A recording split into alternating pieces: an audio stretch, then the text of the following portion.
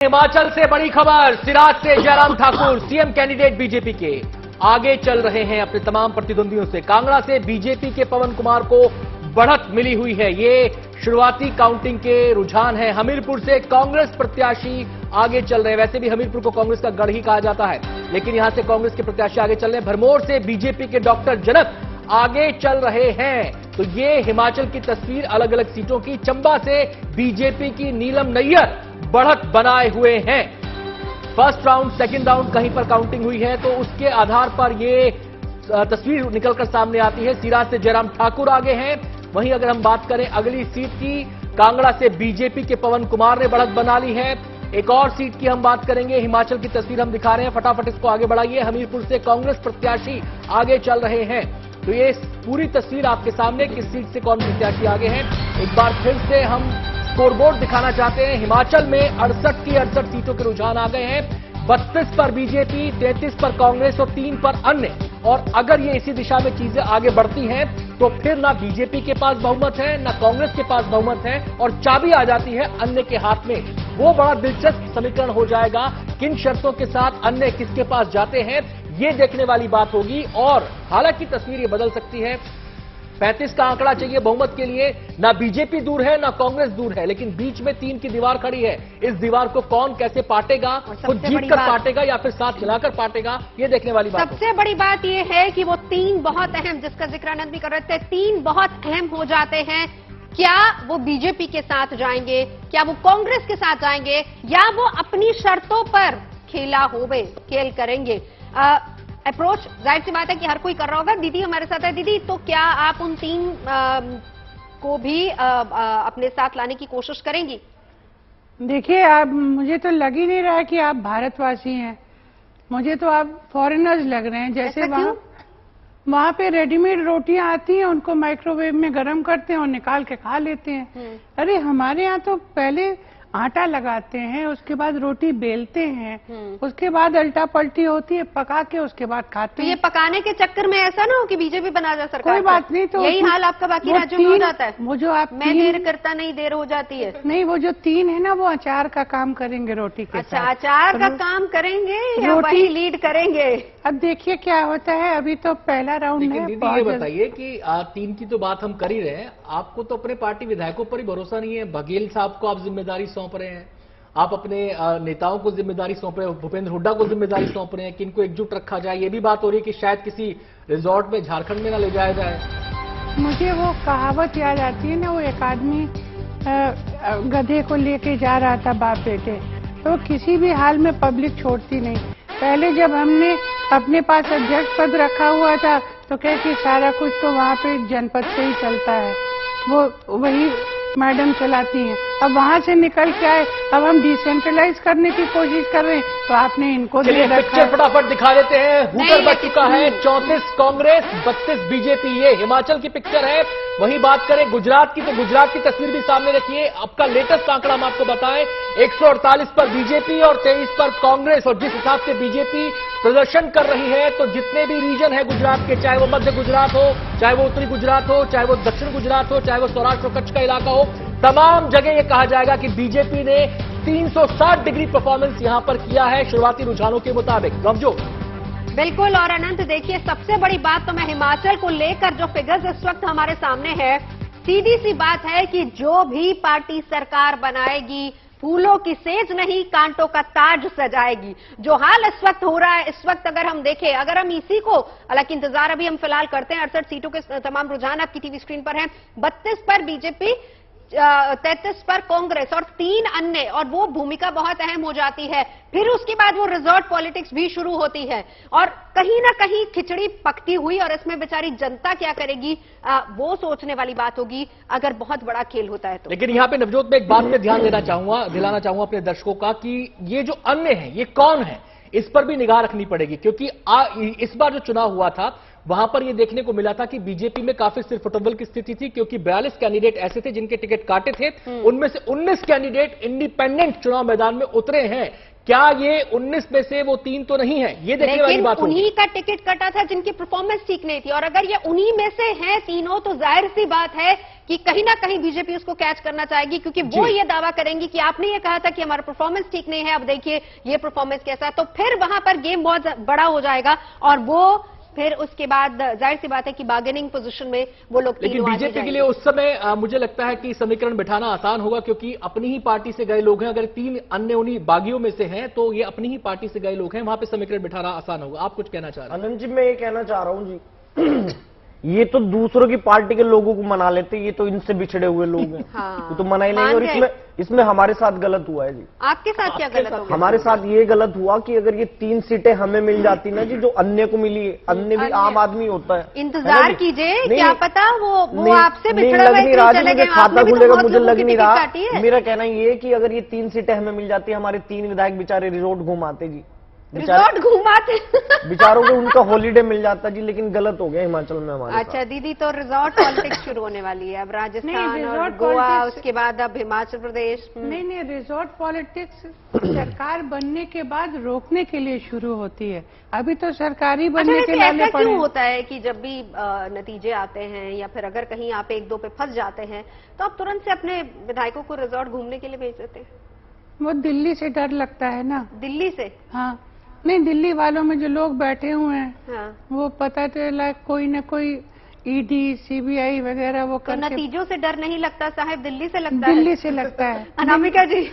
देखिए, मैं एक बात बता देती हूँ आदरणीया को। हाँ, ये काम तो बहुत सारे कर रहे हैं, और हिमाचल का अभी तक का जो रुझान हम सबको दिख रहा है अभी तक का, उसमें एक सलाह दे देती हूँ और एक बात कह देती हूँ कि हिमाचल भी नहीं दिखता तुम्हारी अब कहानी में। अभी तक का हिमाचल भी, हाँ, इनको ही कह रही हूँ। आप तो खैर कहानी से बहुत ही दूर हैं, आप तो पन्ने पर भी नहीं लिखे गए हैं। देखिए तब ये के- तो हम प्रचंड बहुमत लाते हैं जी, ये प्रचंड हार आते हैं। ये बात तो सही है, 50% ये बात तो यही है। दिल्ली बड़ा एग्जाम्पल है, उसके बाद पंजाब बड़ा एग्जाम्पल है। आपको बहुत बहुत प्रणाम। अब मैं आपको समर्पित कर रही हूँ। प्रियंका जी सुनिएगा कि हिमाचल भी नहीं दिखता तुम्हारी अब कहानी में, कि यूपी भी तो निकला था किरदारे जनानी में। कि यूपी भी तो निकला था किरदारे जनानी में, नारी हूं लड़ सकती हूँ, कि यूपी भी तो निकला था किरदारे जनानी में, यहाँ पर यात्रा करके मिली तारीफ तो अच्छी, वहां पर लुट गई सत्ता गई अब भैंस पानी में। ओहो, भैंस रामपुर वाली भैंस है क्या जी वो? नहीं, अभी प्रियंका नाराज हो जाएंगे, अभी प्रियंका जी वहां बहुत से जीत ज्यादा मिल रही है, नाराज दिख रही है, आपको शिल्पा जी बहुत नाराज नाराज हो दिख रही है। देखिए अभी इन लोगों की बहुत जल्दी रुझान है, लेकिन एक चीज हमने राजनीति में देखी है, चाहे कोई भी पॉलिटिकल पार्टी हो, कोई पॉलिटिकल पार्टी हो, ये जो आप लोगों का एक हर चैनल पे ओपिनियन पोल चलता है, तो जो अगर ओपिनियन पोल हमारे पक्ष का होता है तब तो हम फूल के कुप्पा हो जाते हैं। कुप्पा? हाँ, नहीं तो फूल के फुप्पा हो जाते हैं। और अगर नहीं होता है हाँ। तो हम जो है वो खिसियाए हुए फूफा हो जाते हैं। आपने क्योंकि इन्हें ये कंफर्म है कि यहाँ पर जो पोल जी हाँ। पे जो बात होती है वो 100% सही होती है, इसलिए इनको पता नहीं, चल कभी जाता है। होती है कभी नहीं नहीं, होती है, हमेशा ही लेकिन होती है। दिक्कत ये है ना कि अब जैसे कहीं का भी ले लीजिए, रुझान ने दिखाया कि हमारी सत्ता आ रही, तो हम कहेंगे कि हाँ भाई हमने काम किया है। और अगर मान लीजिए रुझान हमको दिखाता है तब हम ये कहते हैं कि देखिए अभी तो ये रुझान है, जब बैलेट बॉक्स खुलेंगे या जब ईवीएम खुलेगी तो बहुत सारा पलट तो जाएगा। फाफड़ा जलेबी का इंतजाम हो चुका है, ब्रेकफास्ट आज इसी का होगा। 151 पर बीजेपी लीड कर रही है, और उसके बाद फिर दिन में और शाम में गरबा शुरू हो जाएगा। क्यों? और मेरी नजर तो निगाह जो नजर है नवजोत लगातार इस आंकड़े पे बनी हुई, क्योंकि मैं ये देखना चाहता हूं कि ये रिकॉर्ड टूटेगा या नहीं टूटेगा। हाँ। 3 दशक पुराना रिकॉर्ड टूटता है नहीं टूटता है, क्योंकि बीजेपी के नेता भी ये दावा कर रहे थे कि इस बार तो हम 150 पार हैं, और बीजेपी उस आंकड़े को बार बार लगातार छू रही है, 150 के आंकड़े को। जो पहला हाईएस्ट स्कोर है वो 149 सीट का है, 1985 का स्कोर है, तब के बाद से वो टूटा नहीं है। बीजेपी भी नहीं तोड़ पाई थी जब नरेंद्र मोदी बीजेपी को गुजरात में लीड किया करते थे एज ए सीएम और सीएम कैंडिडेट। लेकिन अब ये आंकड़ा क्या टूट सकता है, इस पर सबकी निगाहें रहने वाली हैं। आपको बताया कि 36 रैलियां पीएम मोदी ने गुजरात में की थी। लगातार प्रचंड प्रचार उनका हुआ था, वहां पर रोड शोज किए थे। अहमदाबाद के अंदर तो 2 दिन लगातार 2 रोड शो हुए थे, एक बार 50 किलोमीटर का, दूसरी बार 10 किलोमीटर का, और उस रोड शो में भारी जन सैलाब उमड़ा था उनको देखने के लिए, उनकी बात सुनने के लिए। और अब ये जो आंकड़ा है, ये 150 का आंकड़ा, तो इसका मतलब ये है कि 360 डिग्री बीजेपी का प्रदर्शन यहां पे हुआ है। और मुझे लगता है कि कांग्रेस को न केवल बीजेपी से मार पड़ी है, बल्कि आम आदमी पार्टी, दोनों से ही उसको मार पड़ी है। उसके वोट शेयर में, उसकी सीट्स में, दोनों ही पार्टियों ने सेंधमारी की है। अगर ये 9 सीटों की हम बात करें तो ये भी एक तरीके से कांग्रेस का वोट शेयर जो पहले से अनुमान लगाया जा रहा था, हालांकि देखना पड़ेगा कि किस सीट पर जीती है। पिछली बार उस सीट पर कौन सी पार्टी जीती थी, लेकिन 19 सीट, इतनी पुअर परफॉर्मेंस कांग्रेस की कभी नहीं रही। और 19 सीट का यह आंकड़ा बताता है कि गुजरात के जितने भी चुनावी क्षेत्र हैं, वो गुजरात के बेसिकली 4 भागों में उसे बांटा जाता है, मध्य गुजरात में, उत्तरी गुजरात में, दक्षिण गुजरात में, सौराष्ट्र कच्छ में। तो यहां पर सब जगह कांग्रेस को करारी हार देखने को मिल रही है। जिस तरीके से आप भी गुजरात गए थे और गुजरात में कहीं ना कहीं ये लग रहा था कांग्रेस उतना एक्टिवली नजर भी नहीं आ रही थी। राहुल गांधी, आप सोचिए कि राहुल गांधी की यात्रा मध्य प्रदेश पहुंचती है, बॉर्डर पर रुकती है कुछ देर के लिए, 1 दिन के लिए शायद राहुल गांधी वहां पर जाते हैं, प्रियंका कुछ समय के लिए वहां पर जाती है, लेकिन जितना एक्टिवली बीजेपी ने अपने तमाम लीडर्स को, आप सोचिए कि प्रधानमंत्री से लेकर अध्यक्ष जेपी नड्डा हो या फिर गृह मंत्री अमित शाह हो, तमाम लीडर्स, उत्तर प्रदेश के मुख्यमंत्री योगी आदित्यनाथ, हर जगह शायद ही कोई ऐसा इलाका रहा हो जहां पर उन्होंने रैली ना की हो। वो इलाके भी जहां पर उनको लगता है कि जीत की संभावना नहीं है, कोशिश वहां पर भी जारी रहती है। लेकिन अगर हम इस परसेंटेज की बात करते हैं या फिर इस नंबर की बात करते हैं तो फिर वही है कि आप तो खेले ही नहीं। जब आप खेलेंगे ही नहीं तो फिर उसके बाद आप नतीजों का वेट या फिर उसका इंतजार क्यों करेंगे?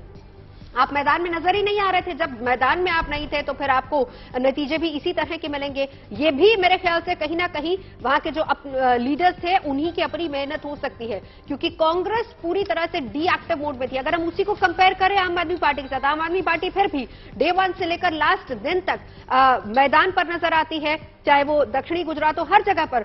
भगवंत मान मुख्यमंत्री, उनको पंजाब में लगातार कोसा जा रहा है कि वो पंजाब में ध्यान न देकर वो सीधा पहुंच गए गुजरात और वहां पर उनका ज्यादा फोकस रहा था। लेकिन उस फोकस की वजह से देखिए मनीष सिसोदिया वहां पर मौजूद थे, तमाम बड़े लीडर्स वहां पर मौजूद थे, राघव चड्ढा वहां पर बार बार जाते थे, आम आदमी पार्टी के संयोजक अरविंद केजरीवाल बार बार वहां पर गए। उन्होंने वहां पर जनता को ये तक कहा कि मैं आपका बेटा हूं, एहसास और भरोसा दिलाने की कोशिश की गई। वो मुद्दे जो कि दिल्ली में थे, वो मुद्दे जो पंजाब में भुनाए गए, जिससे दोनों जगह पर सरकार बनती है, वही तमाम मुद्दों को लेकर वो गुजरात में भी पहुंचे। और यही एक बड़ी वजह है कि 8 तक, अभी हालांकि हम डबल डिजिट देख रहे थे, फाइनल का हमें इंतजार करना होगा, लेकिन अगर हम लीड की भी बात करें कि एक बड़ी वजह है कि कम से कम इतना फिगर नजर आ रहा है। देखिए जहां पर आपके पास कुछ नहीं है, बिल्कुल खाली मैदान है खेलने को, अगर आपके पास ये नंबर 8 भी आ जाता है, 8 तक भी अगर आप जीत हासिल कर लेते हैं और 6% के करीब करीब आपका अगर वोट परसेंटेज हो जाता है, तो ये भी एक बहुत बड़ी उपलब्धि आम आदमी पार्टी के लिए होगी।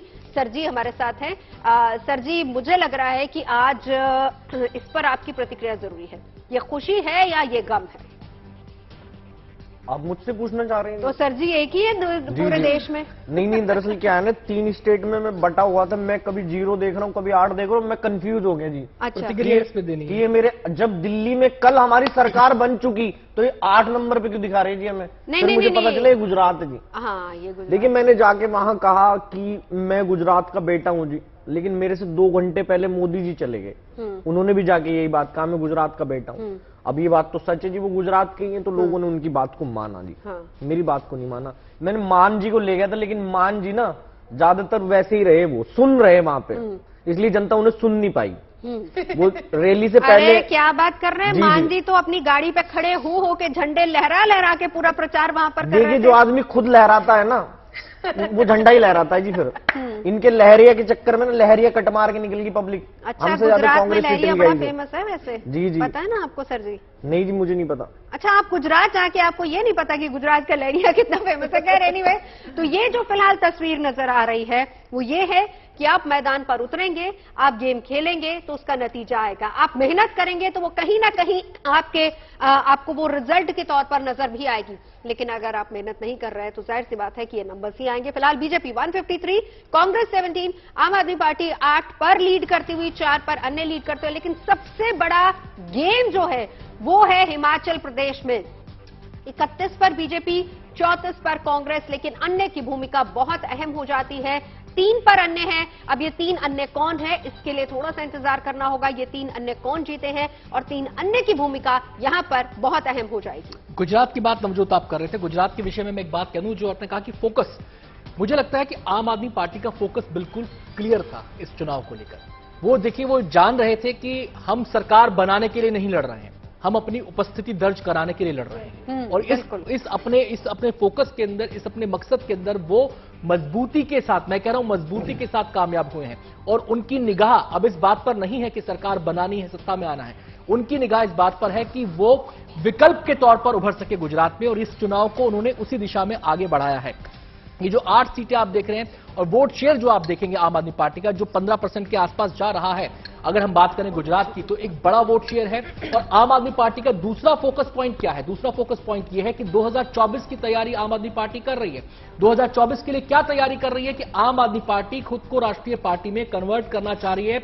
लिहाजा वो पॉकेट्स का चुनाव करती है, पॉकेट्स का वो चुनाव करती है कि किन पॉकेट्स में हमें परफॉर्म करना है। जैसे गुजरात की भी हम बात करें तो आम आदमी पार्टी ने पूरे गुजरात को अपना कैनवस नहीं बनाया था, उन्होंने गुजरात के पॉकेट्स को अपना कैनवस बनाया और उसमें रंग भरने की कोशिश की है, और उसमें वो कामयाब होते नजर आ रहे हैं और उनकी रणनीति सफल होती नजर आ रही है। और अरविंद केजरीवाल की बात इसको पुष्ट भी करती है कि उनका निगाह वोट शेयर के ऊपर है कि कितना वोट शेयर उनको इस बार मिल पाता है, और ये वोट शेयर डिसाइड करेगा कि उनकी पार्टी 24 के लिए कितनी तैयार हो रही है। बिल्कुल, चलिए हमारे साथ अनामिका जी इस वक्त जुड़ चुकी है। अनामिका जी, इसी पर कुछ कहना चाह रही हैं? बिल्कुल बिल्कुल, मैं इसी पर ही कहना चाह रही हूं।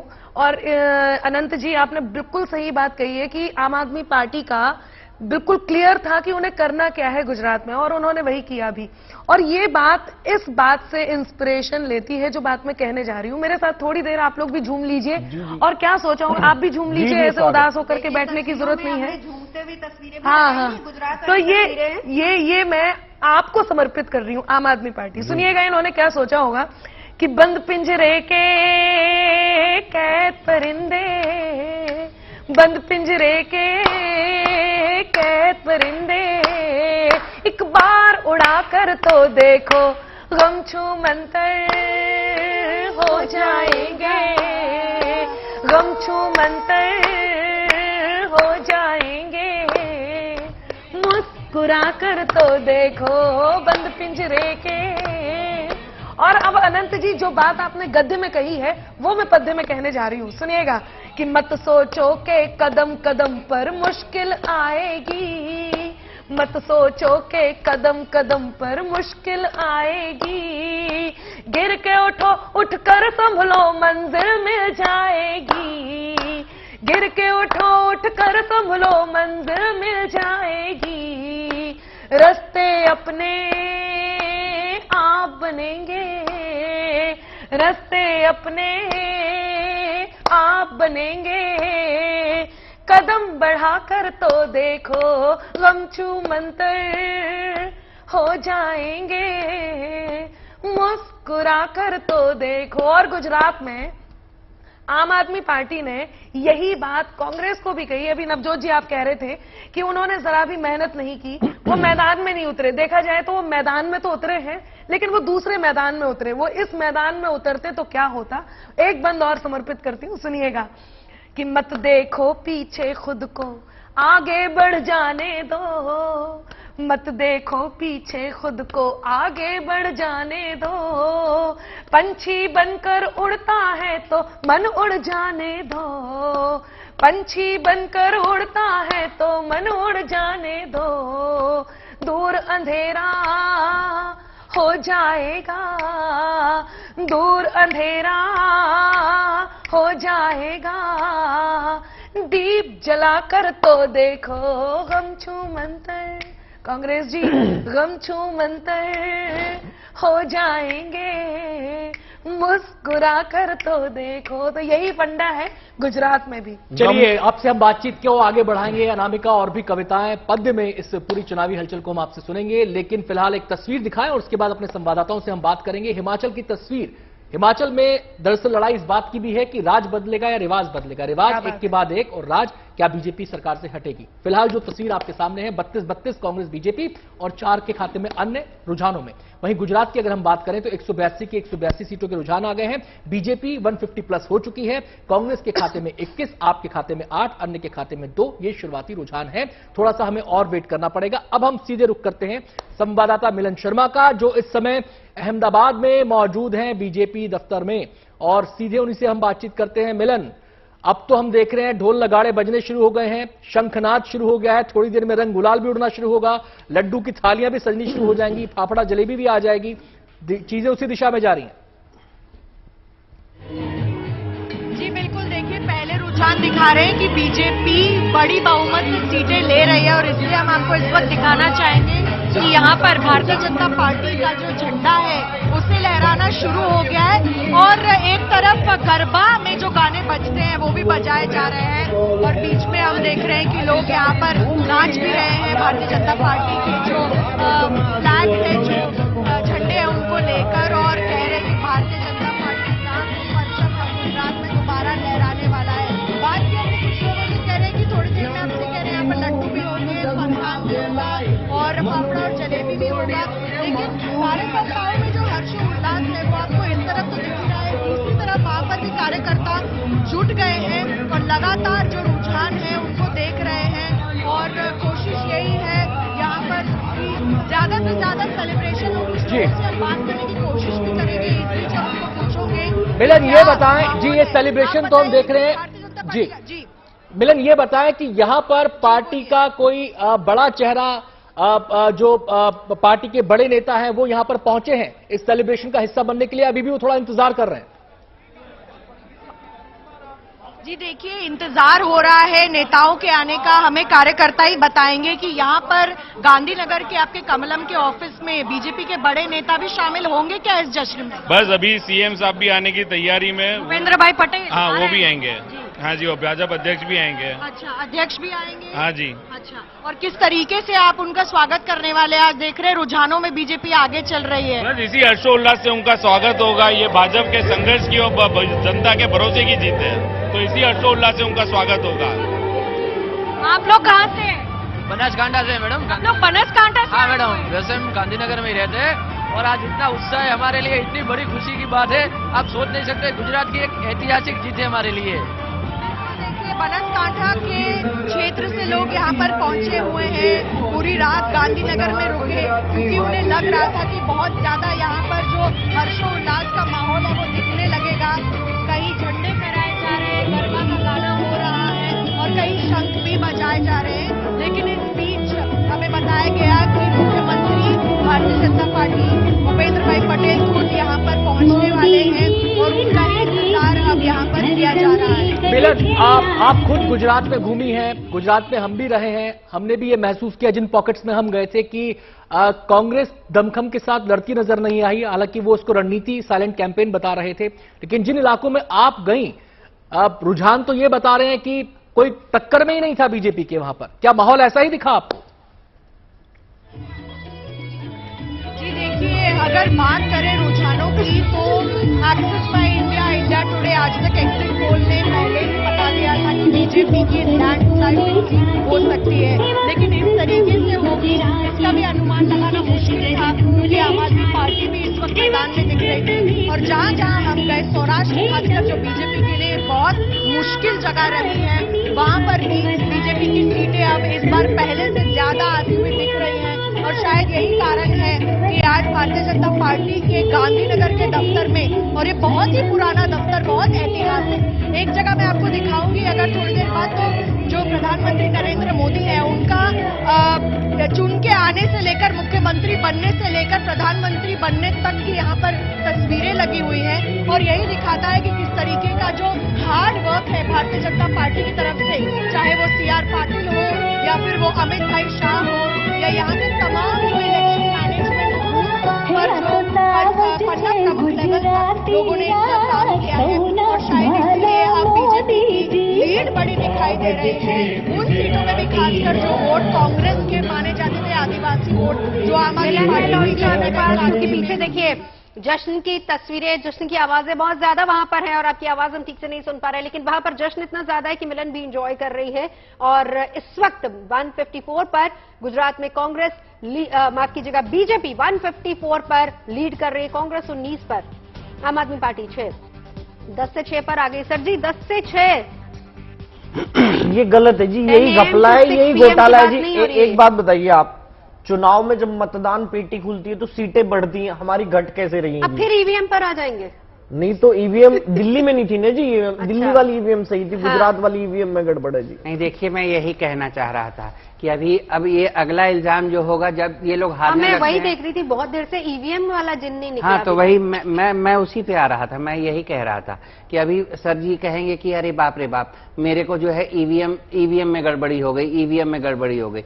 अब तो हमने किसी को इस लायक छोड़ा ही नहीं कि वो, हमें तो ईवीएम में लूटा, हाँ, बैलेट पेपर में कहाँ दम था। लेकिन एक बात अभी से बता दूं कि अभी ईवीएम का कहीं न कहीं जिन अभी उपस्थित जरूर होगा। अच्छा। हाँ, जब हारने लगते हैं तो ईवीएम खराब हो जाती है, जीतने लगते हैं तो फिर वो जनता का जो है विश्वास खत्म हो रहा है, आप इस्तीफा दो, इस्तीफा दो। ईवीएम वाला खेल क्या है भाई, अभी तक आई नहीं। मैं मेरा बहुत मन है कि इन्होंने जैसे, और अब बहुत देर से इंतजार भी कर रही थी, ईवीएम कहाँ खो गई, कहाँ रह गई ईवीएम? इन्होंने जैसे पटक के मारा है ना ईवीएम पे, मैं जरा सलीके से लहजे के साथ गुनगुना के ईवीएम को लाती हूँ। चोट उतनी ही लगेगी। हाँ जी बिल्कुल, थोड़ा आराम से। चोट तो देखिए लगनी है, चोट तो बहुत तेजी से लगनी है। मैं पढ़ देती हूँ कि किसकी खुशियाँ काली होंगी, किसके गम पर फूटेगा, किसकी खुशियाँ काली होंगी, किसके गम पर फूटेगा,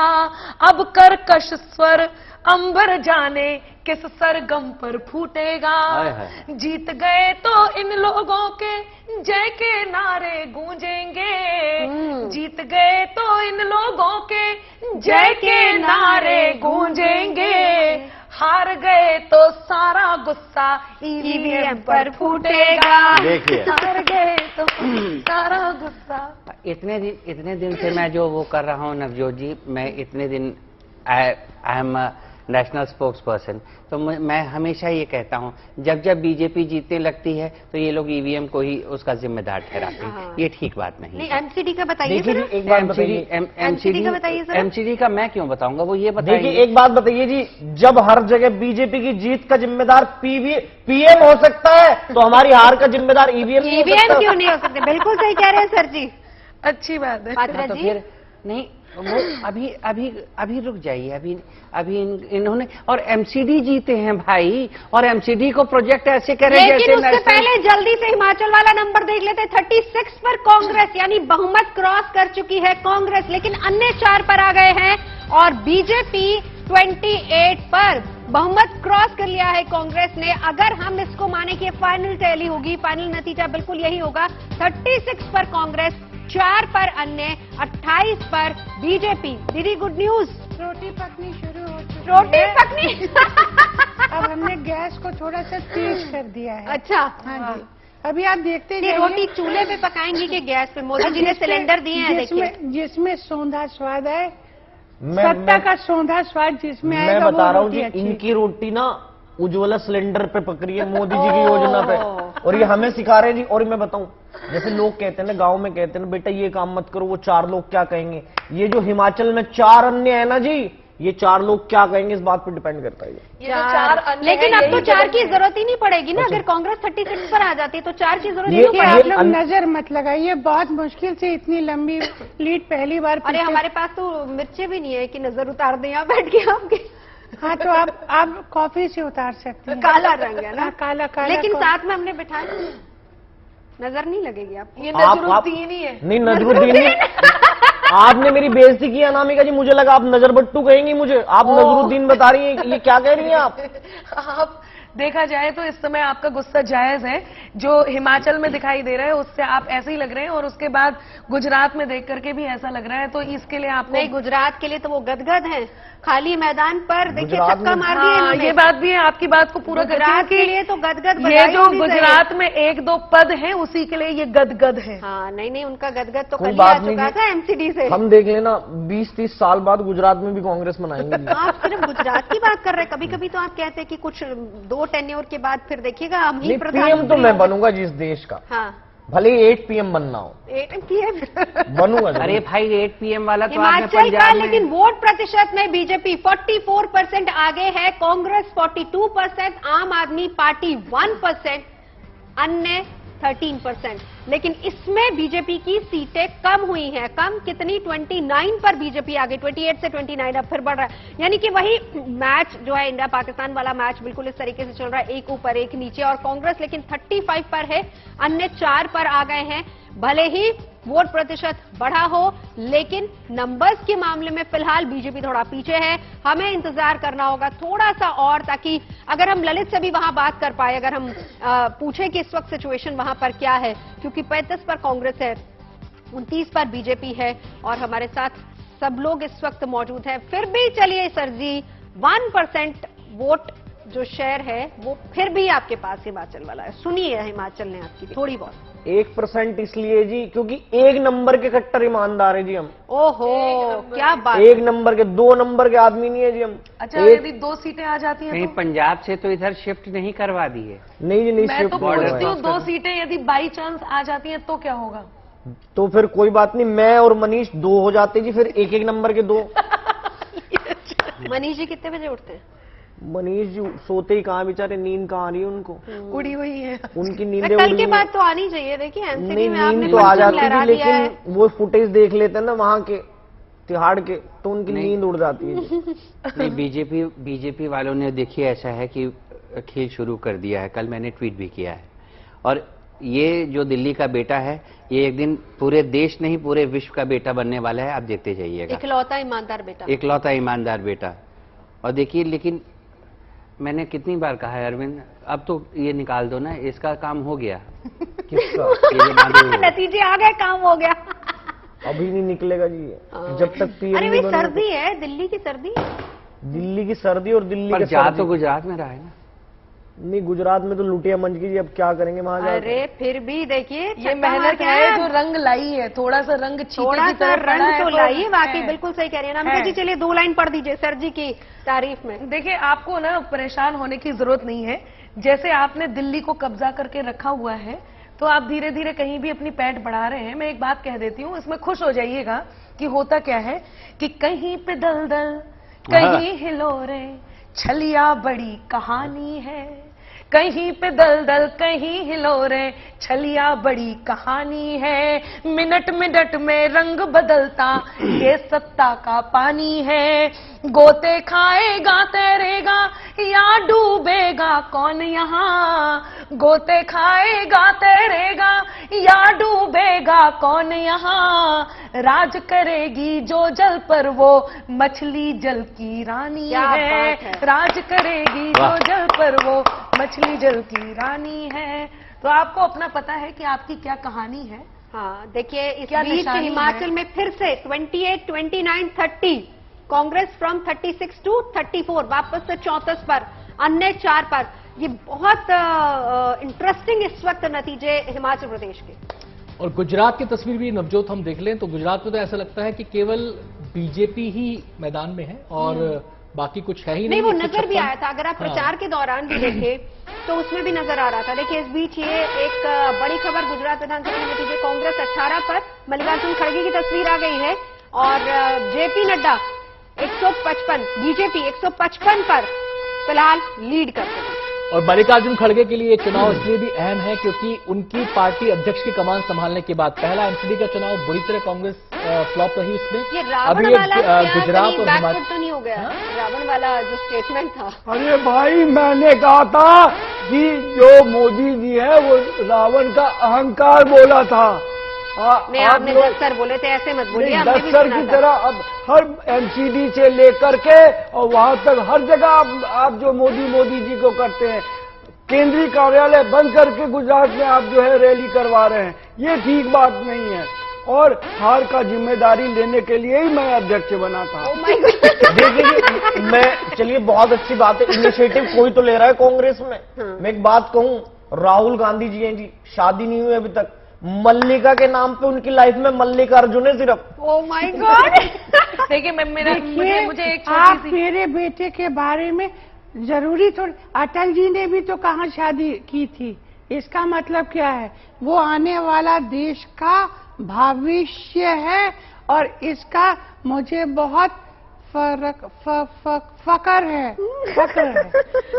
देखिए मुझे बहुत बुरा लग रहा है, आप लोग सब हंस रहे हैं। मैं एक बात कह देती हूँ, इन्हीं सब बातों से मत हंसिए, कोई मत हंसिए, आप भी मत हंसिए, अनंत जी आप भी मत हंसिए, और आप भी मन ही मन हंस रही हैं। नहीं, मैं बिल्कुल नहीं, मैं पता है। नहीं, आप हंस रहे हैं, मैं हंस नहीं रही हूँ। सुनिएगा कि दर्शन नहीं मिले तो दरस जाएंगी अखियां, गाया जो दुख तो आज बरस जाएंगी अखियां, इतना उड़ाओ ना मजाक कांग्रेस का, कुछ दिन में देखने को तरस जाएंगी अखियां।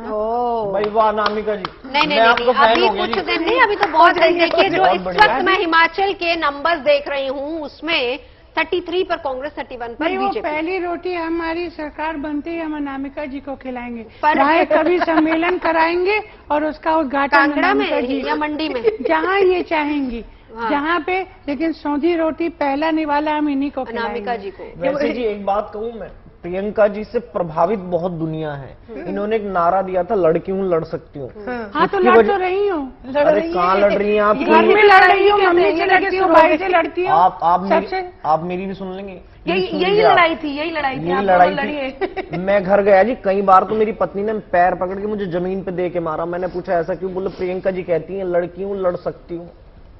आपकी वजह से लड़ाई हुई मेरे घर में। अभी तो आपको गुजरात की जनता मार रही है, वहाँ का पहले देखिए। अभी खाता तक नहीं खुला अच्छा, है। आपका खाता क्या खुला हुआ है है? आपका क्या हुआ? इनका तो खाता खुल गया, आप अपना बताइए। आप वाले हम है जी, आप इनसे क्यों पूछ रही हैं? आप वाले हम है, आप पूछे कांग्रेस का क्या हुआ जी? कांग्रेस का क्या आप हुआ? कहने से पहले हाँ, ये ध्यान आप रखना सोच पड़ेगा लिया कीजिए कि आप नहीं क्या कहना है। बोल रही हैं। देखिए आप कहने ऐसा से पहले है, आप हमको तो पहले ही पता था कि गुजरात का चुनाव भारतीय जनता पार्टी जीतने वाली है। भले एक दिन के लिए, हमारा स्टार कैंपेनर वहां पे एक दिन के लिए आया था और वो हमारा काम कर गया। हमारा स्टार कैंपेनर भारत जोड़ो यात्रा पर है, वो दिल्ली में नहीं आया, वो हिमाचल में नहीं गया, वहां पे बीजेपी भारत जोड़ो यात्रा से वोट क्यों नहीं जुड़ रहे आप? वो बीजेपी की हालत पर, वो हमारा लकी मैस्कॉट है जी, जो है ना, वो हमारा लकी मैस्कॉट है जी। वो गुजरात सिर्फ एक दिन गया था और देखिए 157 भाजपा जीत रही है प्रचंड बहुमत से। वो अगर हमारा स्टार कैंपेनर एक बार अगर हिमाचल आ जाता और दिल्ली आ जाता तो आप बाप चिल्ला रही होती, कांटे की टक्कर भी नहीं होती, ना डायरेक्ट बीजेपी कांटे की टक्कर होती। अरे अमित जी थोड़ा बहुत क्रेडिट हमें भी दे दिया करो, हमने भी गुजरात में जाके गला फाड़ा है जी। गला तो देखिए भाई साहब, दिल्ली में फाड़ रहे थे, हिमाचल में फाड़ रहे थे और गुजरात में फाड़ रहे थे, लेकिन फाड़ा आपने केवल और केवल एक ही जगह है, वो है एमसीडी, और उसको प्रोजेक्ट ऐसे कर रहे हैं जैसे कि नेशनल जीत गए हों। अभी ये अरे वो तो यही कह रहे हैं। हाँ। सर जी क्यों 2024 का रास्ता वहीं से निकलेगा क्या? बिल्कुल जी, देखिए पहले सब, अगर आपको देश पे कब्जा कर, मेरा मतलब देश का पीएम बनना है ना, तो पहले आप दिल्ली संभालो जी पूरी। तो मैंने पूरी दिल्ली संभाल, और इन्होंने दिल्ली का क्या बना छाती पीटो, मोदी जी नहीं दे रहे, मोदी जी नहीं अरे दे रहे, बर्बाद सुन लीजिए पात्रा जी की आदत है बीच में बोलने की, छोड़िए। बोलने की अरे भाई आदत। मैं कह रहा हूँ, आप हमेशा यही कहते हैं, अरे बाप रे बाप बर्बाद हो गया। देखिए मोदी अच्छा जी ने ये एक कर दिया, मिनट, दिल्ली एक में मिनट। अब दिल्ली आ आप रही उनकी है खांसी आपके का पास। इलाज कर दीजिए, डॉक्टर साहब यहाँ वो बैठे। अभी पॉल्यूशन कम करने की बात वो खुद ही चलिए कह जरा रहे हम हैं। शिमला सीधा जल्दी से आपको लिए चलते हैं। उससे पहले जो हिमाचल की तस्वीर इस वक्त सामने आ रही है और जनता के जहन में होगा कि भाई सरकार बीजेपी बनाएगी या फिर कांग्रेस, इक्वल 32-32 दोनों बराबर 32-32। फिर से वही बात, 4 बहुत अहम हो जाते हैं और ये 4 कौन है, किस इलाके से जीते हैं, इस पर बहुत कुछ डिपेंड करेगा।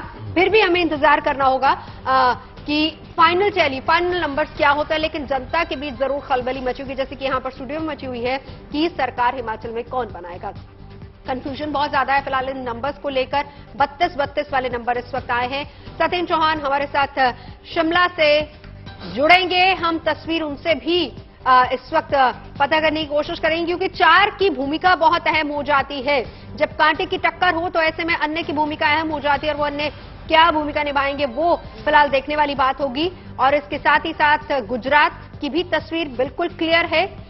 आम आदमी पार्टी ने अगर हिमाचल में कुछ अच्छे से परफॉर्म नहीं किया है तो गुजरात में एटलीस्ट उन्होंने 6 पर लीड अभी ली हुई है। 155 पर बीजेपी, 18 पर कांग्रेस, ये गुजरात की तस्वीर, 3 पर अन्य। लेकिन हिमाचल की बात करें तो वापस से देखिए 30 हो गई है बीजेपी और 33 हो गई है कांग्रेस, तो अभी नेक टू नेक, और इसमें 5 अन्य बढ़ते जा रहे हैं। मुझे अनंत अभी भी ऐसा लग रहा है कि यहां दोनों पार्टियों से जो कम होंगे उसका फायदा कहीं ना कहीं अन्य ले जाएंगे, और ये बड़ा कारण हो सकता है कांग्रेस और बीजेपी ने तमाम उन लोगों को टिकट नहीं दिया था जिन्होंने परफॉर्म नहीं किया था। जो जाहिर सी बात है वो पार्टी का डिसीजन था कि वो जो परफॉर्म नहीं करेगा उनको टिकट नहीं दिया जाएगा, लेकिन वो इंडिपेंडेंट लड़े। और अगर ये वही लोग हैं तो फिर देखने वाली बात होगी कि अगर ये लोग जीतते हैं तो बार्गेनिंग पोजीशन में जाहिर सी बात है अपर हैंड पर इन नंबर्स में नवजोत एक तस्वीर और उभर कर सामने आती है। देखिए 30 बीजेपी है, 33 कांग्रेस है, अन्य 5 है, आप 0 है। हाँ। और ये आपका जो 0 है ये इसलिए है क्योंकि हिमाचल से आपने खुद को डिस्ट्रैक्ट कर लिया था एक समय के बाद, और अगर वहां पर आम आदमी पार्टी होती तो शायद सेंधमारी हो जाती। सीधे रुख करेंगे सत्येंद्र चौहान का, जो इस समय शिमला से हमारे साथ जुड़ गए हैं। बहुत दिलचस्प तस्वीर सत्येंद्र है यहां पर, और भूमिका अन्य की अहम हो जाती है। अब सवाल यह है कि अन्य कौन है? क्या ये वो बागी हैं जो पार्टी से अलग होने के बाद, टिकट नहीं मिलने के बाद नाराज थे, चुनाव मैदान में उतरे और अपनी ताल ठोकी? तो यहां पर जो फिलहाल फिगर्स हैं, अगर यही चीजें आगे कैरी होती हैं तो 5 जो अन्य दिखाई दे रहे हैं इनकी भूमिका अहम होने वाली है।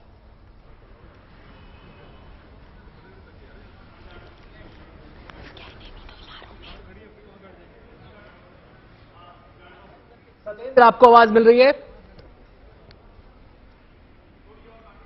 जी देखिए, बिल्कुल सही आपने कहा। बिल्कुल चूहे बिल्ली का जो खेल होता है, तकरीबन ऐसी तस्वीर यहां से आ रही है। कभी भाजपा आगे, कभी कांग्रेस पीछे, कभी कांग्रेस आगे तो कभी भाजपा पीछे, और लगभग जो रुझान आ रहे हैं और जो एग्जिट पोल के नतीजे थे वो कहीं ना कहीं एक दूसरे से मेल खा रहे हैं, और ऐसा लग रहा है कि एक जबरदस्त कड़ी कांटे की टक्कर हिमाचल में दिखाई दे रही है। 3 निर्दलियों की बात खास तौर से कही जा रही है, जिनमें से 2 भारतीय जनता पार्टी के वो बागी उम्मीदवार हैं जो पहले विधायक रहे लेकिन उनकी टिकट नहीं मिली, इसलिए कट गए थे। इनके नाम मैं बता रहा हूं। नालागढ़ से बीजेपी के ही बागी केएल ठाकुर आगे चल रहे हैं, देहरा से बीजेपी के बागी होशियार सिंह, और हमीरपुर से कांग्रेस पार्टी के बागी आशीष कुमार आगे चल रहे हैं। और ये भी खबर आ रही है कि जो बीजेपी की स्थानीय नेता हैं, केंद्रीय नेताओं, केंद्रीय हाईकमान के आदेश पर वो इन तीनों बागियों से संपर्क साधने में जुट गए हैं। यानी कि जो बार बार कहा जा रहा था कि निर्दलीय या फिर बागी कहीं ना कहीं सत्ता की चाबी अपने हाथ में ले सकते हैं, तो तकरीबन तस्वीर वैसी ही बनती हिमाचल में फिलहाल नजर आ रही है।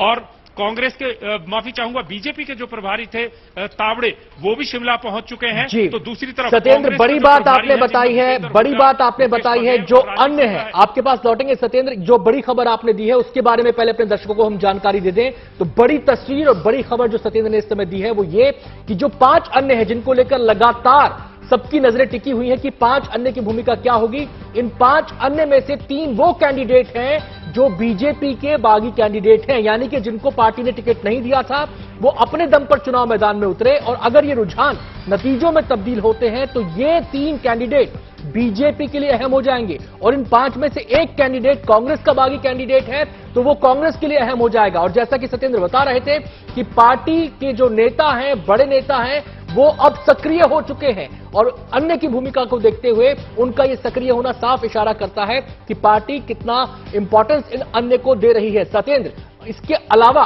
अगर हम बात करें तो ये जो पूरा समीकरण उभरकर सामने आया है, यहां पर हमने ये देखा कि आम आदमी पार्टी ने खुद को एक तरीके से बैक ट्रैक कर लिया था एक फेज के बाद, एक सीमा के बाद, तो उसका असर भी ये कांटे के मुकाबले में देखने को मिल रहा है कि थर्ड कोई कॉर्नर था ही नहीं, लिहाजा सीधी टक्कर बीजेपी कांग्रेस में हो गई। देखिए, हिमाचल का अगर इतिहास उठाकर आप देखते हैं तो अमूमन कांग्रेस और भाजपा, और अब की बार इन चुनावों में नारा क्या था? कांग्रेस कहती थी राज बदलेंगे और भाजपा कहती थी कि रिवाज बदलेंगे। रिवाज मतलब कि जो परंपरा बनी हुई थी, 5 साल में सत्ता बदल जाती थी, उस रिवाज को वो तोड़ेंगे। लेकिन कांग्रेस ने कहीं ना कहीं स्थानीय मुद्दों को छुआ, और भारतीय जनता पार्टी कहीं ना कहीं केंद्रीय मुद्दों पर, राष्ट्रीय मुद्दों पर चुनाव लड़ती रही। कांग्रेस को चुनाव प्रचार के दौरान खासी बढ़त मिलती नजर आ रही थी, और जो एग्जिट पोल के नतीजे थे उनमें भी कहीं ना कहीं कांग्रेस को बढ़त दिखाई गई थी। फिलहाल शिमला के कांग्रेस भवन पर मैं मौजूद हूं और ये देखिए यहां की तस्वीरें भी थोड़ी सी आपको दिखा देता हूं। यहां पर जैसे जैसे ये रुझानों की तस्वीर आती है वैसे वैसे यहां की भी तस्वीर बदलती रहती है।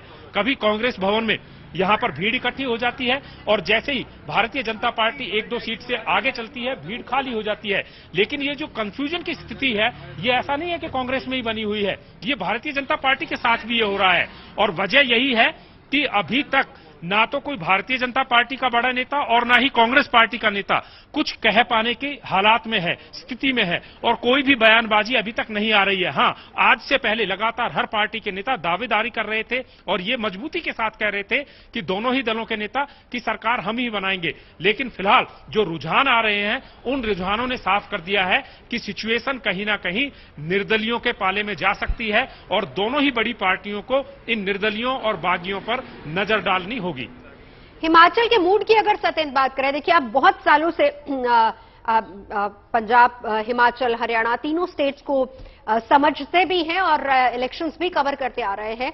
हिमाचल के मूड की बात करें तो एंटी इनकम्बेंसी वाला हमेशा फैक्टर वहां पर हावी ही रहा है। लेकिन इस बार जिस तरीके से अगर हम कांग्रेस के नंबर्स की बात करते 33 इस वक्त आए, जो अभी की बात करें 30 बीजेपी, क्योंकि एक पल यह भी आया था जब कांग्रेस 35 तक पहुंच गई थी, 36 तक पहुंच गई थी। अगर ऐसा होता है तो क्या सिचुएशन वहां पर बनती है ऐसे तस्वीर में जब 3 अगर निर्दलीय वो जीत जाते हैं जो बीजेपी से अलग हुए हैं? देखिए नवजोत, हिमाचल की अगर बात करें तो हिमाचल में अमूमन जो है इतिहास ये रहा है कि कभी भी कोई पार्टी दोहरा नहीं पाई है अपनी जीत को। और अब की बार भारतीय जनता पार्टी ने नारा क्या दिया कि हम रिवाज बदलेंगे। कांग्रेस कह रही थी कि राज बदलेंगे। लेकिन यहां यह समझने की जरूरत होगी, भारतीय जनता पार्टी के जो राष्ट्रीय अध्यक्ष हैं जेपी नड्डा, वो हिमाचल से आते हैं। केंद्रीय सूचना प्रसारण मंत्री हैं अनुराग ठाकुर, वो हिमाचल से आते हैं। इसके अलावा प्रधानमंत्री नरेंद्र मोदी, उनका जुड़ाव खुद हिमाचल से रहा है, एक लंबे समय तक वो हिमाचल में रहे हैं। लेकिन बावजूद इसके, इन बड़े फैक्टर्स के बावजूद कांग्रेस ने कहीं ना कहीं हिमाचल में भारतीय जनता पार्टी को ना सिर्फ कड़ी टक्कर दी है, बल्कि जो अब रुझान आ रहे हैं उन रुझानों के मुताबिक भी अभी कांग्रेस आगे निकलती हुई नजर आ रही है। दरअसल हुआ क्या कि भारतीय जनता पार्टी के नेता हिमाचल में बड़े मुद्दों को, राष्ट्रीय मुद्दों को लेकर चुनाव लड़ रहे थे।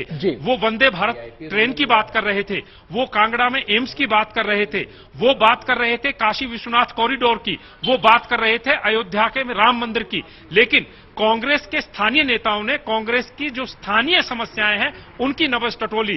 कांग्रेस ने बात करी बागवानी की, सेब के उत्पादकों के जिनकी सेब की पेटियों पर जीएसटी लगा दी गई।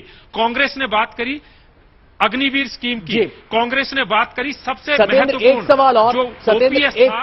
एक सवाल और यहां पर ये बताइए कि जो फिलहाल आंकड़ा निकलकर सामने आया है, ये राज बदलना बड़ी चुनौती था या रिवाज बदलना बड़ी चुनौती है हिमाचल के टेम्परामेंट को देखते हुए? देखिए, हिमाचल के टेम्परामेंट की बात करें तो राज बदलना चुनौती नहीं था, क्योंकि यहां पर अक्सर राज बदलता रहा है, ऐसा कभी हो रहा ही नहीं। लेकिन रिवाज बदलेंगे ये चुनौती इसलिए भारी पड़ी क्योंकि जैसा मैंने अभी बताया, जेपी नड्डा हो, नरेंद्र मोदी हो या फिर अनुराग ठाकुर हो और मौजूदा डबल इंजन की सरकार का नारा दिया गया कि केंद्र में भाजपा, राज्य में भाजपा। अगर राज्य में भाजपा लाएंगे तो केंद्र सत्येंद्र आपके पास लौटेंगे तो सत्येंद्र बता रहे हैं कि जो टेम्परामेंट है हिमाचल का उसके मुताबिक रिवाज बदलना ज्यादा बड़ी चुनौती है, यानी कि बड़ी चुनौती बीजेपी के सामने भी थी और फिलहाल कांटे का मुकाबला। हिमाचल की तस्वीर, उसका विश्लेषण आपने देख लिया। अब सीधे रुख करते हैं गुजरात का, और गुजरात में बीजेपी का नंबर लगातार बढ़ता जा रहा है और जैसे जैसे नंबर बढ़ रहा है सेलिब्रेशन की आवाज भी बढ़ रही है, बोलों की संख्या बढ़ रही है, छतरियां आ गई हैं, थोड़ी देर में रंग गुलाल होना शुरू हो जाएगा। रंग बिरंगी गुजराती पोशाकों में कार्यकर्ता समर्थक यहां पर जुटने लगे हैं। ये जो सीधी तस्वीरें आप देख रहे हैं अहमदाबाद के गांधीनगर के, माफ कीजिएगा, बीजेपी दफ्तर की तस्वीरें हैं, जहां पर भारी संख्या में बीजेपी के कार्यकर्ता जुट गए हैं। ढोल नगाड़ों की थाप पर अपनी खुशी का इजहार कर रहे हैं। थोड़ी ही देर में मिठाई वितरण का सिलसिला भी यहां पर शुरू होने वाला है, क्योंकि बढ़त बीजेपी दरअसल इतनी बना चुकी है कि उसको पाट पाना अब बस की बात नहीं है। हालांकि अभी 1.5 से 2 घंटे काउंटिंग को शुरू हुए हैं। अगर 8 बजे से काउंट करें तो लगभग 3 घंटे हो चुके हैं, और ईवीएम खुलने से अगर काउंट करें तो 2.5 घंटे का समय हो चुका है। लेकिन यह बढ़त इतनी बड़ी है कि इसको पाटना आसान नहीं है। कांग्रेस दरअसल इतनी पीछे रह गई है कि वो बराबरी पर आने के बारे में मुझे मुश्किल लगता है कम से कम। और ये तस्वीरें आप देखिए, बीजेपी कार्यकर्ता खुशी से झूमते हुए अपनी पार्टी की टोपी, पार्टी का गमछा पहने हुए म्यूजिक की थाप पर डांस करते हुए। देखिए, डांस का सिलसिला भी शुरू हो गया है। 158 सीटों पर बीजेपी। चलिए, इस बीच क्या कह रहे रक्षा मंत्री राजनाथ सिंह, वो भी सुन लेते हैं। एंटी इनकम्बेंसी थी ही नहीं, प्रो इनकम्बेंसी गुजरात में रही है, और नया रिकॉर्ड बन रहा है। और इसके प्रति हम लोग पहले से ही आश्वस्त थे। यह कोई हम लोग इससे चमत्कृत नहीं है, क्योंकि हमारे प्रधानमंत्री मोदी जी के प्रति गुजरात की जनता का एक बहुत ही बेहद विश्वास है। कि बीजेपी दफ्तर में शानदार जश्न, चनिया चोली जो अमूमन आप नवरात्र के टाइम पर देखते हैं, गरबा डांडिया, लेकिन इस वक्त आज गुजरात में गरबा डांडिया सब कुछ होगा। पूरे पारंपरिक परिधानों के साथ सजे धजे कार्यकर्ता इस वक्त पहुंच चुके हैं। आतिशबाजी की ये तस्वीरें हम वहां से देख रहे हैं। तो गुजरात जहां पर इस वक्त 157 के साथ बीजेपी आगे, वैसे अभी कोई गुंजाइश लगती भी नहीं, क्योंकि 16 बहुत पीछे है, 7 पर आम आदमी पार्टी है, 2 पर अन्य है, बहुत पीछे, यानी क्लियर कट मेजोरिटी बीजेपी की। और सबसे बड़ी बात यह है कि 7वीं बार सरकार, एक नया रिकॉर्ड बनने जा रहा है, और यही बात राजनाथ सिंह कह रहे थे। ये तो हम देखिए पहले से कहते आए हैं कि जहां तक भारतीय जनता पार्टी का प्रश्न है, भारतीय जनता पार्टी एक लक्ष्य को लेकर आगे चली है और वो लक्ष्य को प्राप्त करती रही है। हाँ, हिमाचल में थोड़ा सा प्लस माइनस है, लेकिन अभी 2 ही 3 राउंड हुए हैं। शाम तक स्थिति बदलेगी और हम वहां पे अपनी सरकार बनाने में कामयाब। हिमाचल का क्या होगा फिर?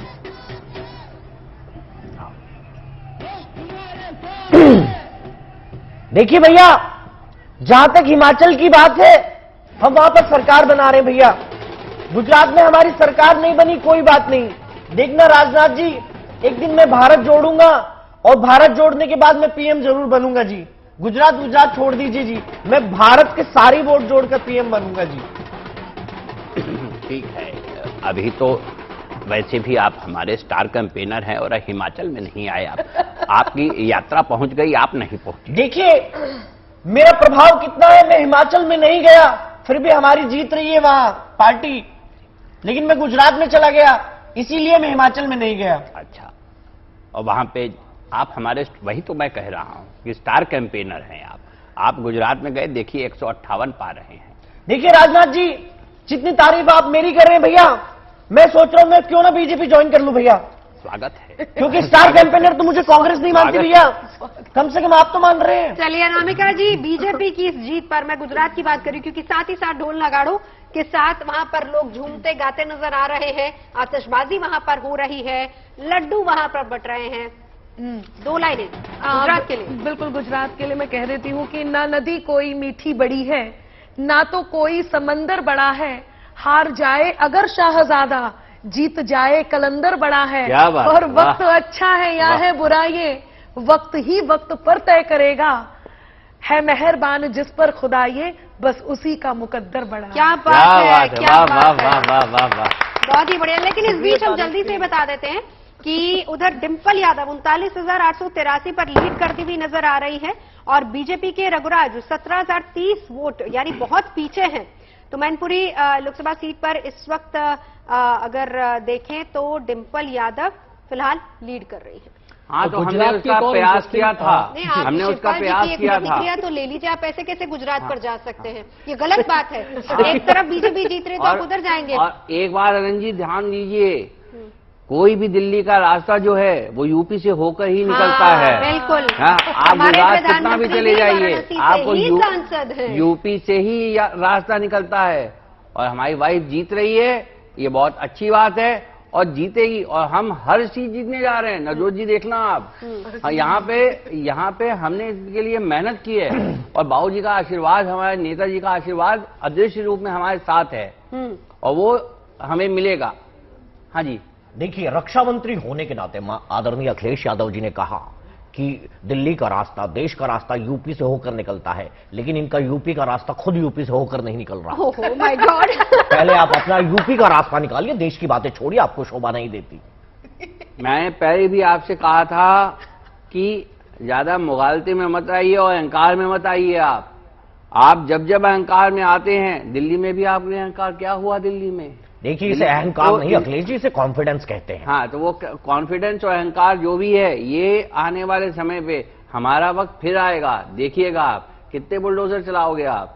बुलडोजर हर जगह नहीं चल रहा, जनता आपके ऊपर बुलडोजर चला देगी। और देखिए, हमारे मैनपुरी में उसने चला दिया है, मैनपुरी में बुलडोजर चल गया है, रामपुर में भी चलेगा, आप देखते जाइएगा। देखिए, मैनपुरी में तो आप मेन जरूर हैं, लेकिन रामपुरी में आपके ऊपर रामपुरी चल रहा है। कहाँ चल रहा है, कहाँ चल रहा है? आप देखिए, कहाँ है आपके आजम खान, कहाँ है? वो तो प्रचार में भी नहीं दिख रहे। अरे भाई, हम पे 106 मुकदमे लादे हैं।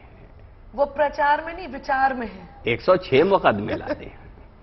अभी तो यहाँ से निकलूं तो आप कह दें कि यहाँ से मैं जो हूँ, एक कपलेट चुरा ले गया, एक मुकदमा और ला दें, ये बिस्किट चुरा ले गया, इडली भी चुरा ले गया। देखिए, इनका तो पता नहीं, लेकिन टोटी का आरोप आपके ऊपर साबित हो चुका है। टोटी का आरोप, लेकिन प्रूव नहीं हुआ। हाँ, प्रूव नहीं हुआ, कुछ नहीं हुआ। यही तो बीजेपी की दिक्कत है, हल्ला बहुत करते हैं। अब मुझे देखिए, आप 106 कचहरी घूमा। चले यूपी के इसी दंगल पर अनामिका जी से 2 लाइनें सुन लेते हैं। हाँ, स्वागत है। बुलडोजर की बात चल रही है, और बुलडोजर वाली लाइनें रेडी रहती इनकी। मेरी तो हमेशा ही वही रहती है। देखिए, आप दोनों समझ लीजिए, बुलडोजर की लाइन रेडी रहती है। मुझे लगता है कि थोड़े दिनों में मैं बुलडोजर रेडी रखूंगी। स्टूडियो में बहुत बढ़िया, स्टूडियो में बुलडोजर का आया करें। नहीं, अब आपको नाम भी बदल लेना चाहिए। अनामिका जैन अंबर की जगह अनामिका जैन बुलडोजर। और ये कार की जगह कवि सम्मेलन में बुलडोजर पे ही जाया करेंगी, बुलडोजर कवित्री। और उसके बाद जैसा कि मैं देखिए, नेताओं की तो जगह अपनी जगह होती है। हाँ, तो अब अगली बार जो शुरुआत होगी, 1 मिनट सुन लीजिए। अरे भाई देख लीजिए, मैं 1 मिनट दे, 30 सेकेंड। तो उसमें अनामिका जी उसी तरह से शुरुआत करेंगी। हेलो दोस्तों, मैं हूँ अनामिका बुलडोजर। देखिए, मैं एक बात बता दूं कि काकर पाथर जोर कर, हाय हाय, कोठी लियो चिनाए, हाय हाय, ये काकर पाथर टोटी, काकर पाथर जोड़ कर कोठी लियो चिनाए, पत्थर फेंकी ताबा बाजी, बुलडोजर ले आए। क्या बात है जी, बुलडोजर ले आए। और जिनके सर पर अब चढ़ा यौवन का उन्माद, बहुत लेट हो गए, कि जिनके सर पर अब चढ़ा यौवन का उन्माद,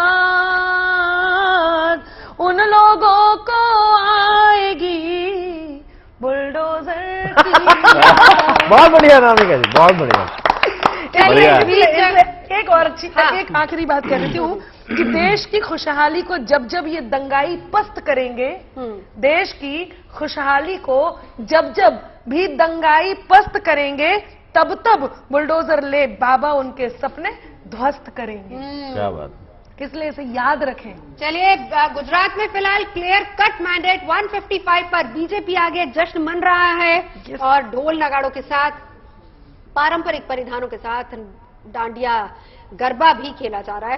क्लियर 155 पहले से लग रहा था, क्योंकि जिस तरीके से वहां पर प्रचार हुआ था उसका कहीं ना कहीं फायदा भी हुआ है। दूसरी तरफ हिमाचल प्रदेश वाला पेच अभी भी फंसा हुआ है, और 34 पर फिर से कांग्रेस आ गई है, 29 पर बीजेपी चली गई है, अन्य में 5 हैं। लेकिन वापस से बताएं, जो खबर वहां से आ रही है कि ये 5 वो हैं, 5 में से 3 वो हैं जिनको बीजेपी ने टिकट नहीं दिया, लेकिन वो तीनों इंडिपेंडेंट चुनाव लड़े और वो इस वक्त लीड कर रहे हैं। और अगर वो जीत जाते हैं तो क्या वो बीजेपी के साथ जाएंगे? हालांकि उनकी भूमिका बहुत इंपॉर्टेंट हो जाएगी, 5 ही अगर जीत जाता है तो 5 की भूमिका बहुत इंपॉर्टेंट हो जाएगी, जिसको बीजेपी कहीं ना कहीं जाहिर सी बात है कि अपने तीनों बागियों को वापस लाना ही चाहेगी, लेकिन कांग्रेस अगर नहीं पहुंचती है बहुमत तक, तब क्या कांग्रेस इन 5 में से किसी न किसी को अपने साथ मिलाकर सरकार बनाने की पोजीशन में आएगी या फिर नहीं आएगी, या फिर इसके बाद वापस से रिजर्व पॉलिटिक्स शुरू हो जाएगी? अभी पेच पूरी तरह से फंसा हुआ है। जी नवजोत, आपने जो बागियों की बात की और किंग उस मेकर बागियों के अंदर 5 किंग मेकर, उस बागियों में जो बात आएगी वो आएगी कनेक्ट की। और एक तस्वीर आपको ध्यान होगा, प्रचार के दौरान प्रधानमंत्री मोदी की वायरल हुई थी, जब स्टेज के ऊपर एक बागी को वो समझा रहे थे और लोगों ने कहा था कि बीजेपी डरी हुई है, लेकिन उस समय ये सवाल भी उठा था कि ये कनेक्ट है। बेसिकली एक पीएम अपने बागी कैंडिडेट को समझा रहा है, ये कनेक्ट है, तो कनेक्ट यहां पर काम आएगा। अब बात कर लेते हैं गुजरात की। गुजरात में जो नंबर सामने आ रहे हैं, 155 बीजेपी, 18 कांग्रेस, 7 आप।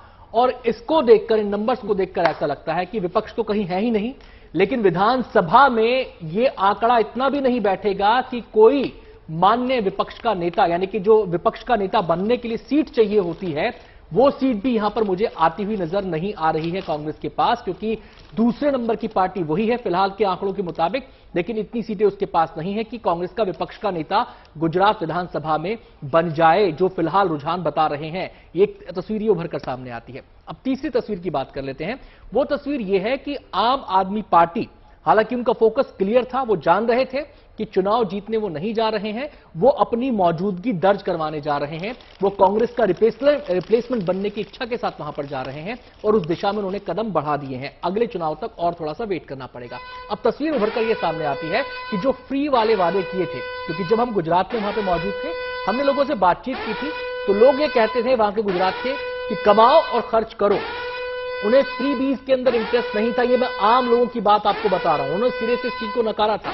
कुछ इश्यूज थे, फ्यूल कॉस्ट का इशू था, इलेक्ट्रिसिटी की कॉस्ट का इशू था, वो ये चाहते थे कम हो, लेकिन फ्री मिले वो ये नहीं चाहते थे। तो ऐसे में ये लगता है कि ये जो फ्री वाला दांव है ये नहीं चला, और इस फ्री वाले दांव पर सर आप क्या कहना चाहेंगे? लेकिन इस बीच अनंत मैं एक और चीज जोड़ देती हूँ, क्योंकि जब आप वो कहते हैं कि फ्री वाला दांव नहीं चला, गुजराती जो वोटर है वो कमाता है और खाता है, और एक कहीं ना कहीं साइकोलॉजिकली ये भी सोच वहां पर बहुत ज्यादा है कि डबल इंजन वाली सरकार, अगर सरकार डबल इंजन वाली होगी तो वो कहीं ना कहीं फायदा करेगी, और ये एक भरोसा अभी भी उनका प्रधानमंत्री मोदी पर है।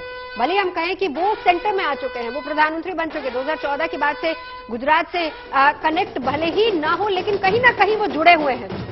इस बार भी ग्राउंड पर देखिए, मुख्यमंत्री का चेहरा नहीं था, लोगों से बात हो रही थी तो सीधा एक ही बात आ रही थी कि हम मोदी जी को वोट देंगे, तो वो कनेक्ट भी कहीं ना कहीं है। वो कनेक्ट उसके बाद ये रहती है कि डबल इंजन की सरकार, वो कनेक्ट पिछले बार के चुनाव में भी था, लेकिन मैंने जैसे बताया कि गुजराती लोग जो होते हैं वो काम को लेकर और अपने धंधे को लेकर बड़े पर्टिकुलर होते हैं। पिछली बार देखिए बीजेपी को नाको चने चबाने पड़े थे चुनाव जीतने के लिए, बड़ी मेहनत करनी पड़ी थी, कांटे का मुकाबला हो गया था। उसकी सबसे बड़ी वजह क्या थी?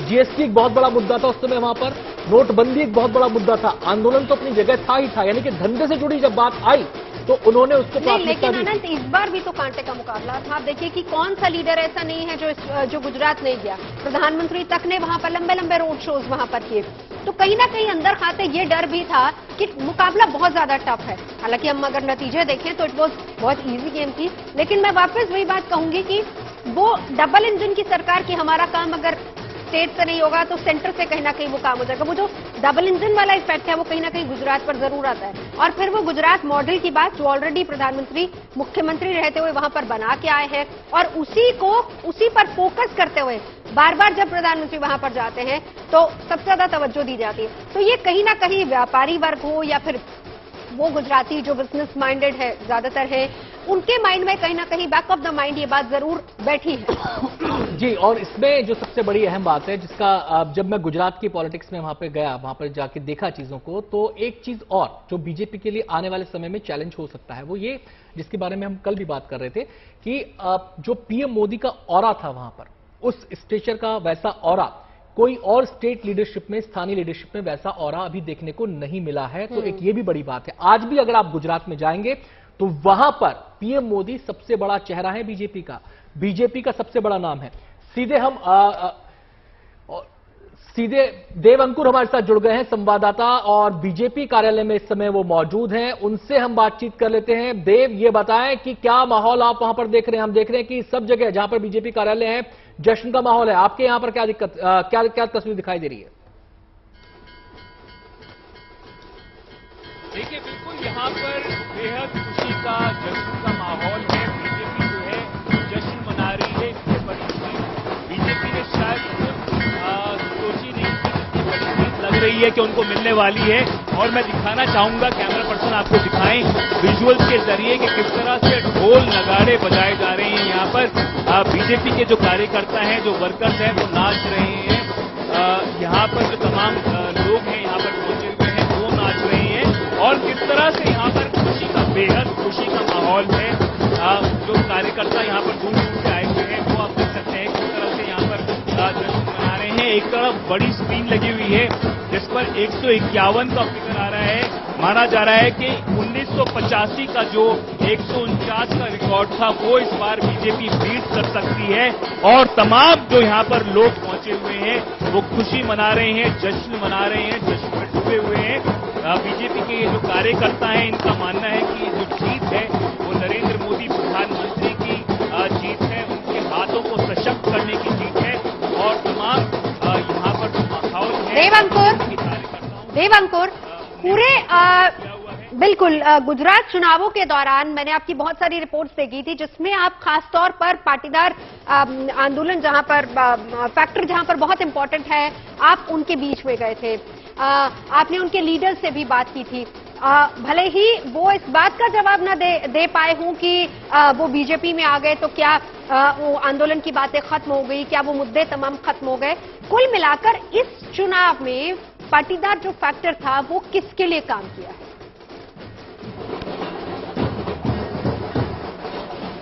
देखिए, पाटीदार फैक्टर बिल्कुल था, पर जिस तरह से हार्दिक पटेल ने बीजेपी ज्वाइन कर ली कांग्रेस छोड़कर, उससे जो पूरा आंदोलन था उसको कमजोरी मिली। उसके अलावा ये कारण था कि जो पूरा संघर्ष था उसकी हवा निकल गई। जिस तरह से उनका नेता हार्दिक पटेल 2015 में 22 साल के थे, आज वो 29 साल के हैं। जो हार्दिक पटेल को नेता बनाया पाटीदार आंदोलन ने, पर जब उस आंदोलन को वो आगे ले जा सकते थे, उसकी बजाय उन्होंने भाजपा को ज्वाइन कर लिया, जिसकी वजह से उस आंदोलन में भारी कमी आई। और वो एक बड़ा कारण था कि पाटीदारों में जो नाराजगी पहले देखी गई थी, जिस तरह से नाराजगी देखी गई थी, वो 2022 में नहीं देखी गई। एक तो हार्दिक पटेल उस आंदोलन को छोड़कर चले गए, दूसरी तरफ ये कहा गया कि गुजरात में जैसे बाकी के प्रदेश हैं, वहां पर ईडब्ल्यूएस यानी कि कमजोर वर्ग को 10% आरक्षण दिया जाएगा। तो उसकी वजह से उनका कहना था कि पाटीदार भी उस 10% में शामिल होंगे। तो हार्दिक पटेल बार बार इस बात को कहने लगे कि देखो, आरक्षण तो मिल गया है, आरक्षण तो मिल गया है। और जिस तरह से पहले वो बीजेपी को लेकर बातें कहते थे, जिस तरह से पहले वो नरेंद्र मोदी प्रधानमंत्री को लेकर बातें कहते थे, अमित शाह को लेकर कहते थे, उसको लेकर नाराजगी तो बिल्कुल थी, पर कहीं ना कहीं बीजेपी के संगठन ने उनकी काफी मदद की और उसकी वजह से उनको जो अपना चुनाव लड़ने में सहायता भी मिली। हालांकि वो जो सीट है विरमगंज की, जहां से हार्दिक पटेल चुनाव लड़ रहे थे, उस सीट पर 2 बार पहले कांग्रेस के विधायक रह चुके थे। पर इस बार क्योंकि जो पाटीदारों का आंदोलन था वो काफी कमजोर पड़ गया था, इसलिए माना जा रहा था कि हार्दिक पटेल ज्यादा मजबूत स्थिति में पहले थे उस वाली सीट पर विरमगंज में।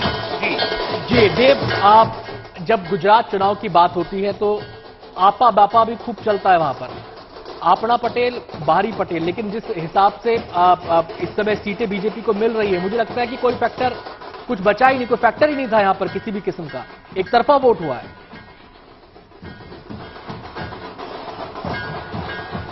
देखिए, गुजरात में बीजेपी ने जो कैंपेन चलाया है वो नरेंद्र मोदी के नाम पर चलाया है।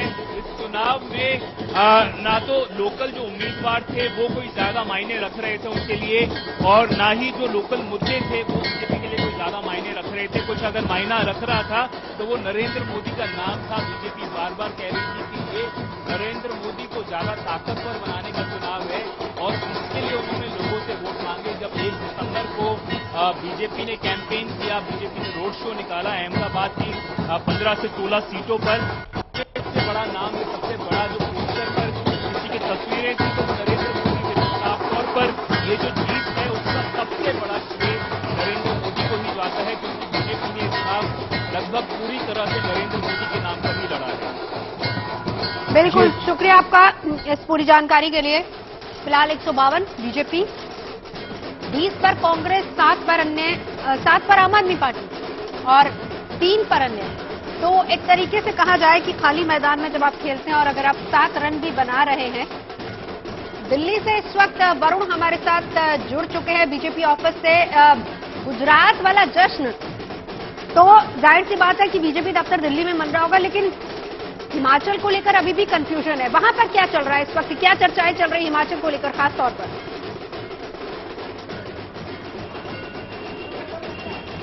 देखिए, अब तक जितने नेताओं से और प्रवक्ताओं से बात हुई है उनका ये कहना है कि शायद ये ट्रेंड जो आ रहा है हो सकता है बदल जाएगा और हिमाचल को लेकर भी, जीत को लेकर बीजेपी के तमाम दफ्तर में जितने नेता हमको मिले उनको आश्वस्त नजर आए।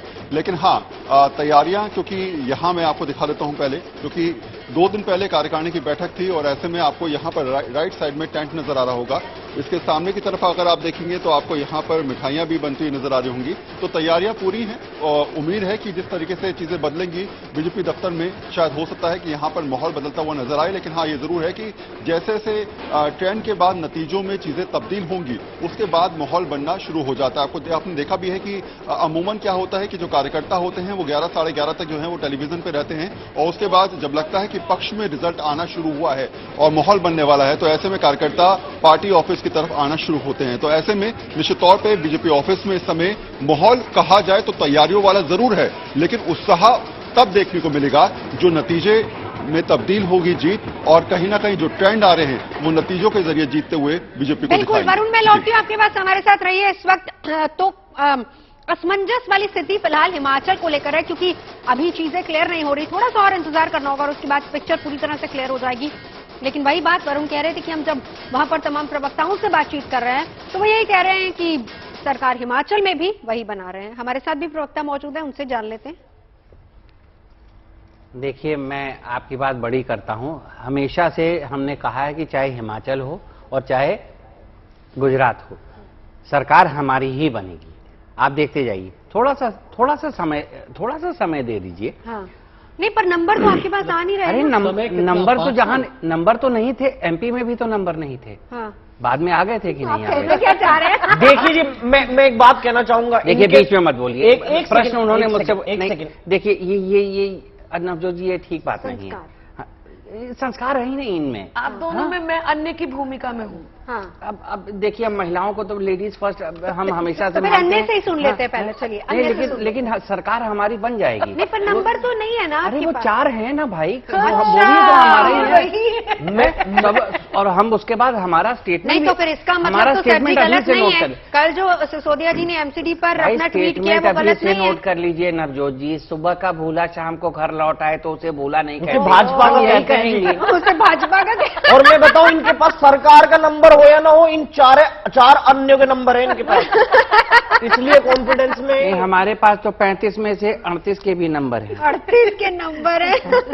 अन्य क्या कह रहे हैं? देखिए, ऐसा है कि यहाँ हिमाचल में दिखे कांटे की टकरार, यहाँ हिमाचल में दिखे कांटे की तकरार, और अन्य भी सोच रही किसकी बनवाए सरकार। हाँ, क्या बात है। और अन्य बहुत जघन्य है कि और अन्य भी सोच रही किसकी बनवाए सरकार। बनवाए सरकार क्या जीते फूल और पंजा, उसकी उड़े पतंग हो जिसका पक्का मंझा। तो मंझा हमारा। देखिए, मैं बहुत दिन से कह रहा हूं और हमेशा फिर से बड़ी शालीनता से कह रहा हूं, सरकार हमारी ही हिमाचल में भी बनने जा रही है और गुजरात में हमारी। देखिए, आप तो हमारे ही मंच पर आकर दावे अपने एमसीडी के भी खूब करके गए थे। जब याद है ना, जब आपने राघव जी को बोलने नहीं दिया था। हंसी आ रही है जी मुझे, ये दिल्ली में भी यही कह रहे थे। हाँ।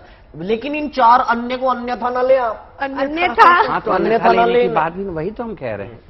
हमारे लोग वो तो ले ही नहीं रहे अन्यथा, वो यही तो कह रहे हैं। 4 ही अन्य बहुत मान्य है। और कल के दिन आप हमेशा सबकी बी टीम बनाते रहते हैं। आप कह देंगे कि ये जो 4 जो थे आपने इनको बी टीम के रूप में प्रस्तुत किया था। अरे भाई साहब, आप सवेरे से लेकर शाम तक कितने रंग बदलते हैं, और बयान तो छोड़ ही दीजिए। अब आप ये ऐसा मत कहिए। हमारे मनोज जी इस समय बिजी हैं, अभी वो लौट के आएंगे, अभी आपसे मैं अच्छा उनकी भी चलिए, बात अब कराऊंगा। फिलहाल फटाफट से हिमाचल वाली तस्वीर देख लेते हैं और इस पर एक प्रतिक्रिया दीदी की जरूर बनती है। 35 दीदी मैंडेट मिल गया है, अब नजर रोटी उतरवा फूलनी लीजिए। शुरू हो गई है। फूलनी शुरू हो गई। अब फुलके आपके सामने लगेंगे, बस ऊपर से घी डालना रह गया है। 4 डालेंगे घी, वो अन्य वाले नहीं, वो आग में घी डालेंगे। हमारा तो फुल फ्लेज मेजोरिटी आ गई। 38-34 चाहिए, 35 चल पर रहा है। आप एक चीज नोट कीजिए, आपके पास फुल फ्लेज मेजोरिटी है, लेकिन ये लोकतंत्र है, इसमें विपक्ष बहुत ज्यादा स्ट्रांग है और इकलौती ये ऐसी स्टेट हाँ, तो स्टेट हम है भी जहाँ तो पर विपक्ष विपक्ष में स्ट्रांग थे। होगा। देखिए 29 हम पिछले बीजेपी कई सालों से विपक्ष में ही है, हमको स्ट्रांग प्रैक्टिस नहीं है ना, आप नजर नहीं आते। बात कर रही है, स्ट्रॉन्ग की बात कर रही हाँ, तो वो अब हम अपने भाई को हॉर्लिक्स पिलाएंगे और क्या। वैसे तो जी पत्रकारों को और लेखक कवियों को परमानेंट विपक्ष कहा जाता है, लेकिन कांग्रेस की तारीफ करूंगा, ये परमानेंट विपक्ष है जी। नहीं, कुछ वो तो देखिए, अब टैलेंट है नहीं जी, टैलेंट है दीदी आप में। नहीं, कवि और पत्रकार को भी कुछ लोग पक्ष में मानते हैं, कुछ लोग सरकार में मानते हैं, कुछ लोग सरकार के बाहर भी मानते हैं। आजकल तो इस पे बहस भी बहुत ज्यादा चल रही है। बहुत ज्यादा हो रही है। एक्चुअली आपने ऐसे कोई काम नहीं करे कि हम आपकी तारीफ करें, हाँ। और हम वही करते हैं जो हमें दिखता है, जिनकी तारीफ दिखती है। अभी थोड़ी देर पहले आम आदमी पार्टी के लिए कितनी बढ़िया बात कही है मैंने, देखिए पलट गए। ये इनकी गलती है ना, कवियों की और पत्रकारों की नहीं है। आप कवियों और पत्रकारों को कुछ नहीं कह सकते। पत्रकारों से लेकर के कवियों ने हर वो बात कही है जो दिखी है, और वही बात कहते हैं जो दिखती है। अब आप में कुछ दिखता ही नहीं है तो हम क्या करें, कुछ दिखाइए। इनको पहले जमीनें दिखती थी, अभी रॉबर्ट भी नहीं दिख रहे। रॉबर्ट खुद वाड्रा हो गए जी, वो वार्ड से गायब है, कांग्रेस वार्ड से गायब और वाड्रा घर से गायब है। उनको तो हमने रोबो बना रखा है। ओ बताइए, अब यदि हम ये ना लिखें तो क्या लिखें।